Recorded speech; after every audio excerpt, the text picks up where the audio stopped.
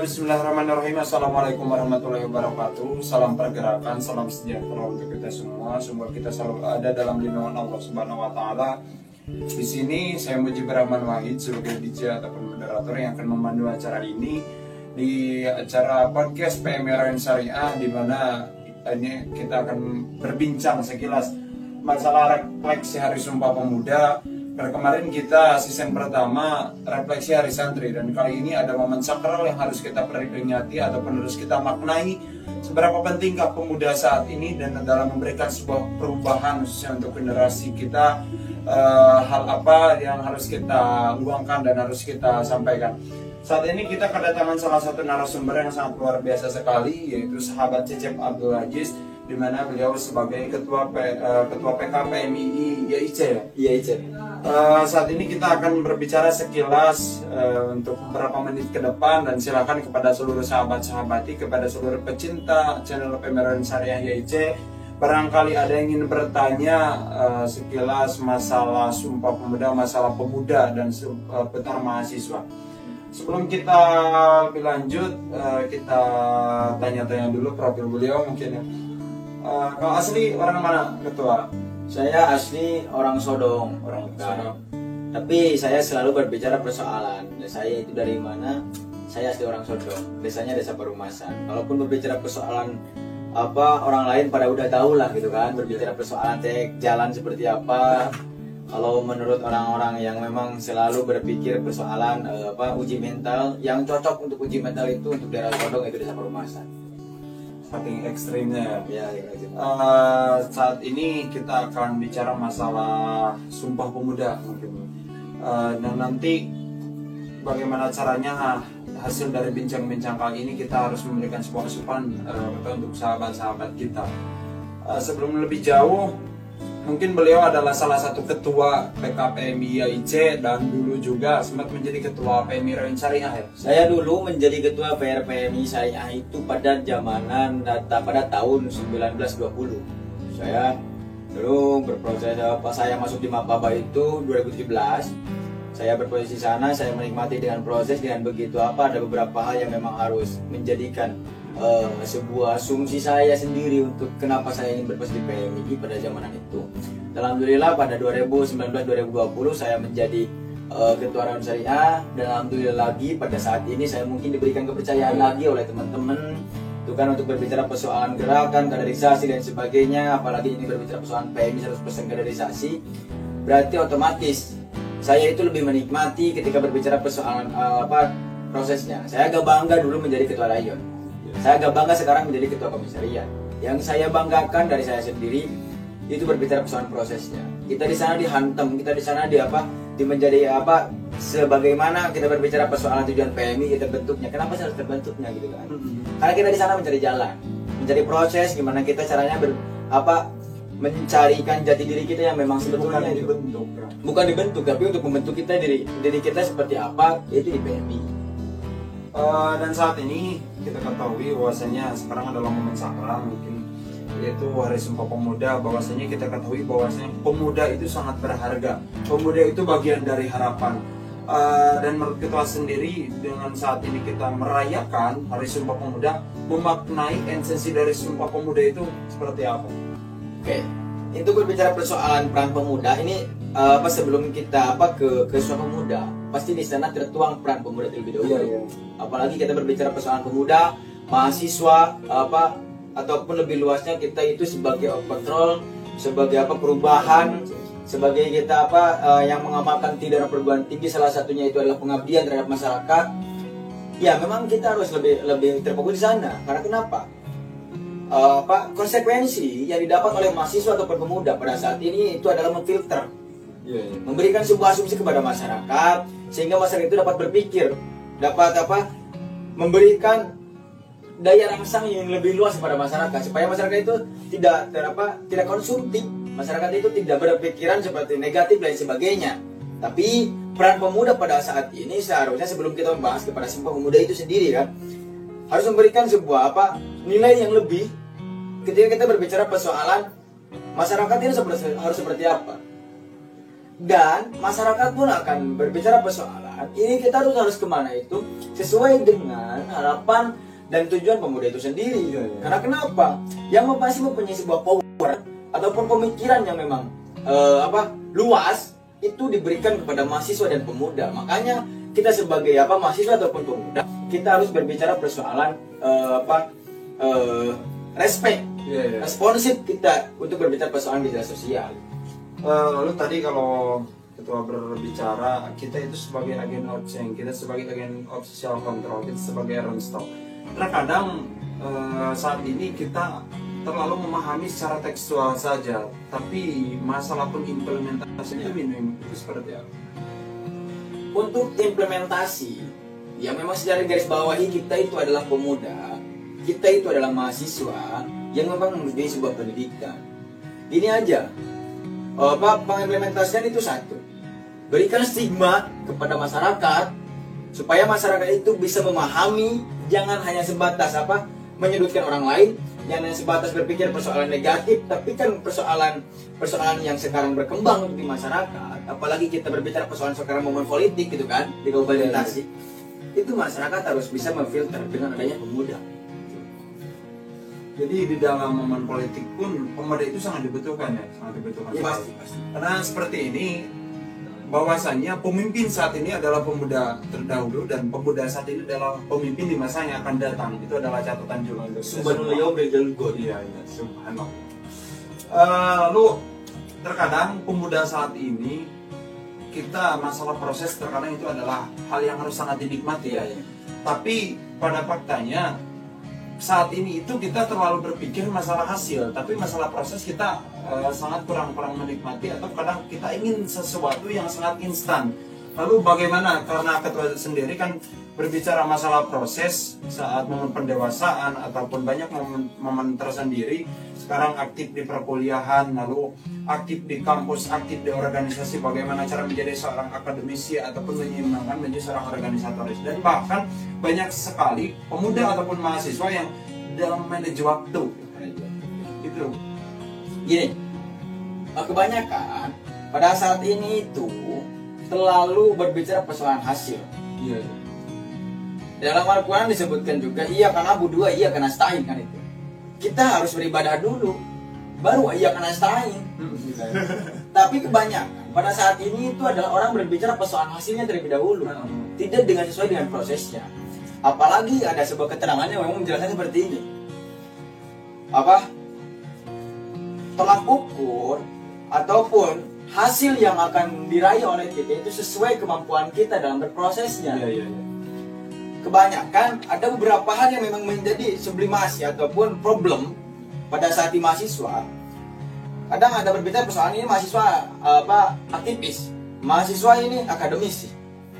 Tetapi pada dasarnya kita sebagai mahasiswa itu harus menjadikan sebuah implementasi gerakan kita kepada Tridharma Perguruan Tinggi sendiri. Kita harus terpacu di sana.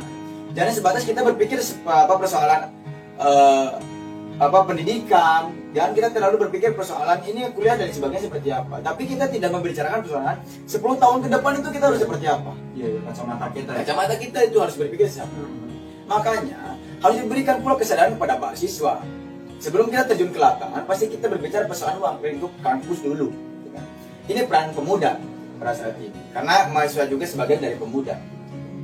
Nah, untuk memfilter ini berbicara persoalan waktu gitu kan. Ada saatnya kita untuk menjadi akademisi, ada saatnya kita untuk berbicara persoalan kita menjadi aktivis, organisatoris. Untuk membagi waktu gini, yang dulu saya terapkan gitu kan dalam konteks diri saya pribadi. Ini berbicara persoalan kampus, ya ketika ada pembelajaran di kampus. Yang disalahkan itu ketika kita terlalu nyaman berorganisasi sehingga lupa di kampus. Peran kita sebagai mahasiswa itu bukannya sebatas kita berbicara persoalan organisasi loh. Meskipun di mahasiswa ataupun di lembaga pendidikan perguruan tinggi itu tidak berbicara persoalan Tridharma Perguruan Tinggi, tapi berbicara persoalan pendidikannya. Kecuali kalau kita benar-benar ingin aktif di dalam organisasi, feedbacknya kita harus bisa menerima secara utuh juga ya. Harus bisa menerima resikonya. Lalu ada pertanyaan juga ini dari Saiful Hermawan bahwa pemuda saat ini terlalu terfokus terhadap ataupun lebih terjun pada dunia politik. Tapi banyak sekali klaster yang harus kita masuki, misalkan masalah pertanian ataupun masalah Ustadz juga kan sebagai ajengan regenerasi. Tapi banyak pemuda yang saat ini lebih terjun terhadap dunia politik itu seperti apa? Untuk melihat konteks seperti itu, kebanyakan dan ini berbicara persoalan ruang lingkupnya sendiri. Contoh sekarang, momen-momen politik, pasti para pemuda ataupun mahasiswa itu berbicara persoalan politik, khususnya Generasi milenial. iya, generasi milenial. Karena kenapa? Mereka mempunyai power, mereka mempunyai persoalan masa, estimasi masa. Karena dalam perpolitikan yang diperlukan itu oleh orang-orang politik pasti estimasi masa, gitu kan? Contoh gini, sekarang zamannya zaman politik untuk di Kabupaten Tasik ya, mahasiswa mencari peluang di sana, pemuda masih mencari peluang di sana. Karena mereka punya power dan bisa dimanfaatkan dalam perpolitikan itu. Yang pertama itu, yang kedua, adanya TikTok dan sebagainya kan, itu di media sosial TikTok dan sebagainya. Bagus kok gitu kan.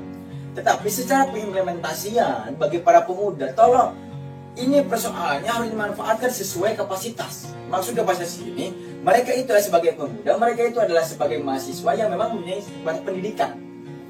Berarti ketika berbicara persoalan ruang lingkup itu, kita berbicara persoalan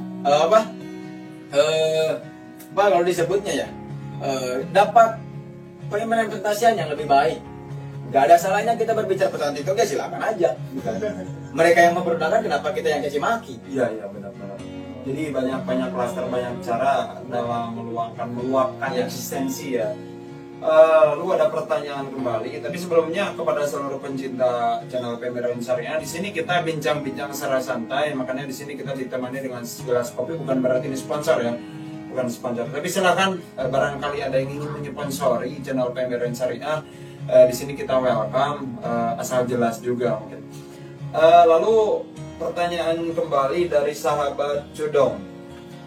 Perubahan seperti apa yang harus dilakukan saat ini sehingga generasi pemuda, karena pemuda saat ini adalah sebagai penikmat Peran itu kan? Iya. Berarti kita lebih ke lapangan. Justru pada dasarnya sekarang yang memang dibutuhkan oleh masyarakat, mahasiswa ataupun pemuda itu menjadi penengah. Menjadi penengah dalam artian mahasiswa ataupun pemuda itu menjadi kontroli bagi masyarakat. Jangan hanya sebatas gini, kami itu pemuda loh, kami itu punya power, dan memberikan asumsi kepada masyarakat itu hal yang memang menyudutkan. Untuk pada saat ini, tolong dengan sangat ketika berbicara persoalan peran ataupun lapangan pemuda ataupun mahasiswa, kita itu menjadi penengah. Contoh gini, saya nyangkut perpolitikan gini. Perpolitikan pada saat ini ada salah satu paslon yang memang menjadikan diri pribadinya itu tim sukses. Pasti kan semua paslon pun juga pasti punya tim sukses. Nah, ketika turun di lapangan kepada masyarakat dan sebagainya, mengasumsikan masyarakat itu, jangan hanya sebatas membawa-bawa background. Dalam artian, contoh gini, ada salah satu pemuda aktif di partai A, B dan sebagainya, menjelek-jelekan partai lain, menjelek-jelekan paslon yang lain. Janganlah seperti itu untuk mahasiswa ataupun untuk mahasiswa dan pemuda, apalagi pelajar kan gitu. Justru kita itu harus memberikan sebuah asumsi kepada masyarakat untuk di lapangan itu memberikan objektivitas masing-masing gitu kan. Pasti setiap paslon juga ada ini kebaikannya loh, ini keburukan ini kejelekannya, ini sisi positifnya, ini sisi negatifnya. Tolong diperjelas. Jangan hanya sebatas kita merasa di golongan A membaik-baikkan golongan A, tapi menjelek-jelekan golongan B. Enggak seperti itu. Rasulullah SAW dulu seperti ini, strategi pengembangan di masyarakat dulu. Rasulullah itu tidak bisa membedakan. Rasulullah meskipun ada yang mencaci maki Rasul, ada yang sampai-sampai ada ketika Rasulullah SAW itu pergi ke masjid, itu selalu dilempari tai onta kan, kotoran onta. Tapi Rasulullah tidak sama sekali ini menjudge bahwasanya ini enggak baik, enggak seperti itu. Apalagi sekarang peran untuk pemuda dan mahasiswa itu harus lebih menjadikan filter bagi masyarakat. Lalu menurut ketua sendiri, karena pemuda saat ini dengan saat dulu juga pasti ada pembeda juga ya. Dan menurut ketua sendiri, di dalam kita berproses saat ini khususnya, baik seorang yang aktif di dalam perkuliahan sebagai akademisi ataupun sebagai organisatoris, hal yang menjadi tantangan tersendiri karena esensi perjuangan saat ini kalau menurut saya pribadi bagaimana caranya kita memperjuangkan diri sendiri, dalam artian memperjuangkan diri sendiri itu dalam melawan hawa nafsu, dalam melawan rasa malas, dalam untuk memfilter itu seperti apa? Itu udah banyak kan itu. Iya. Itu terlalu banyak itu berbicara persoalan seperti itu. Tapi tidak menutup kemungkinan ketika kita sanggup berbicara persoalannya proses dalam sebuah kehidupan. Karena gini, hidup dan kehidupan itu satu atap yang memang beda jalur. Ada hidup dan kehidupan. Kita harus punya target, plan. Dalam hidup dan kehidupan itu ada tujuan, ada target, ada cita-cita juga. Contoh gini, ketika kita masuk di PMI, gitu kan, masuk di PMI atau masuk di perkuliahan, pasti kita punya tujuan. Tujuan kita apa sih masuk di PMI? Untuk berproses, untuk pengembangan dan sebagainya. Nah, udah selesai tujuan itu, gimana caranya kita mempunyai target? Target supaya tujuan itu terselesaikan. Nah, yang selanjutnya ada cita-cita. Setelah ada target, ada tujuan dan sebagainya, kita mempunyai cita-cita closing statement nanti setelah kita berhasil menjadi mahasiswa, kita menjadi apa? Jadi di dalam kita berproses nikmati, jangan terlalu masalah hasil ya. Nah, gitu. Jadi rumusnya itu niatkan, jalankan, dan tuntaskan. Mungkin seperti itu ya. Makanya kan tadi saya jelaskan juga, ya kan abu dua aja kan asain kan. Ibadah dulu lah, baru Allah memberikan sebuah nilai. Jangan sekarang berbicara persoalan hasil, tapi enggan untuk berbicara persoalan prosesnya. Lalu di dalam sebuah momen pendewasaan melatih tanggung jawab, khususnya kita sebagai mahasiswa, dan sekarang ketua menjabat sebagai ketua komisariat tersendiri, memberikan sebuah wadah kepada seluruh anggotanya.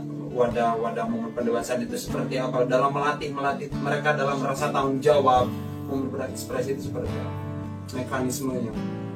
Untuk persoalan itu tetap dikembalikan kepada diri pribadi, karena musuh ataupun solusi yang memang diberikan itu yang terbaik adalah diri pribadi. Kenapa? Gini, contoh gini aja. Tentunya memfilter ada beberapa yang memang menjadi hal buruk. Contoh gini, meskipun itu solusi, tapi ketika diri kita tidak memberikan respon pada solusi itu yang diberikan oleh orang lain, kita akan terlalu terpukul. Kita akan tersekat oleh solusi itu, meskipun itu solusi. Contoh gini, seorang mujib itu sakit kepala. Seorang mujib sakit kepala, dan saya memberikan saran untuk mujib, tolong kamu kalau kamu sakit kepala, beli obat yang namanya bodrek, analoginya gitu kan.